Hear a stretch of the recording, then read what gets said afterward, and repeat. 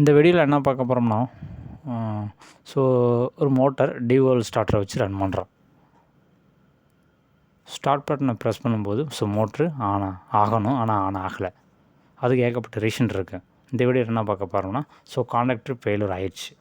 So அதை எப்படி confirm பண்ணுறது? காண்டக்டர் தான் ஃபெயிலியர் ஆகிருக்கு, அதை எப்படி கன்ஃபார்ம் பண்ணுறது? அதுதான் இந்த வீடியோவில் நம்ம தெளிவாக பார்க்க போகிறோம். அது எப்படி ஃபஸ்ட்டு செக் பண்ணுறது, காண்டக்டர் தான் ஃபெயிலியர் ஆகிருக்குன்னு எப்படி கன்ஃபார்ம் பண்ணுறது, எப்படி செக் பண்ணுறதுன்னு பார்த்தோம்னா ஸோ ஒன்றும் இல்லை, டைரெக்டாக ஸ்டார்ட் பட்டனை ஹோல்டு பண்ணுங்கள். ஓகே, ப்ரெஸ் ஹோல்டு பண்ணிவிட்டு நீங்கள் ஒரு மல்டிமீட்டர் எடுத்து ஸோ காண்டக்டரோட A1 A2வில் செக் பண்ணுங்கள் 240 வோல்ட் வருதான்னு.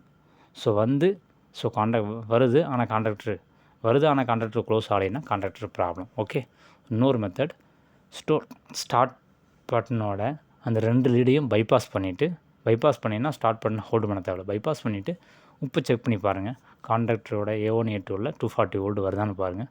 ஸோ காண்டக்டர் ஒர்க் ஆகலைன்னா ஸோ காண்டக்டர் தான் ப்ராப்ளம். இன்னொரு மெத்தட், ஸோ ஸ்டார்ட் பட்டன்லேருந்து வருதில்ல அந்த லீடை ரிமூவ் பண்ணிவிட்டு டேரெக்டாக 240 வோல்ட் அந்த காண்டக்டரோட காயிலுக்கு கொடுத்து செக் பண்ணி பாருங்கள்.